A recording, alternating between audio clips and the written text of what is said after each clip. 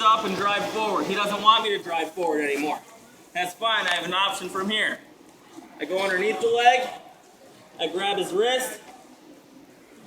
Now, key here, we're going for a ball and chain. Key to a ball and chain is controlling his elbow with the ball and chain. Obviously keeping the wrist is big too, but we're gonna keep him down if we can control his elbow here. So I can't be elbow deep. I can't control that elbow with my elbow. I want my hand on it, okay? So cup it with your hand. We're going wrist deep. Now my elbow is going into his rib cage. Somewhere in his rib cage. If your forearms are a little bit longer, it might be along his back. We just need something to torque with, okay? I drive up, step up with this drive leg. I pull back. I get right here, okay? Still controlling his elbow. If he tries to belly down, I have this elbow, that's fine. I can pull it right back down, okay?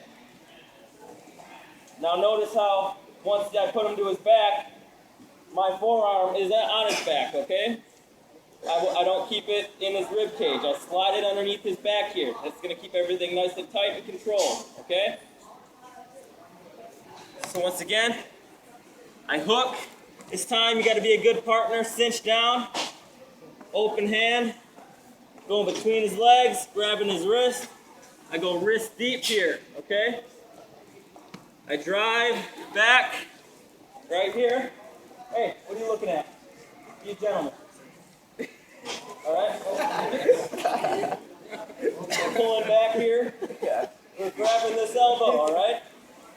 Now, if we really want to finish nice and secure, we can just grab this wrist, pull it behind our head, swim to a guillotine finish, okay? Got it? Hopefully you guys were watching me most of this session, alright? 1, 2, 3.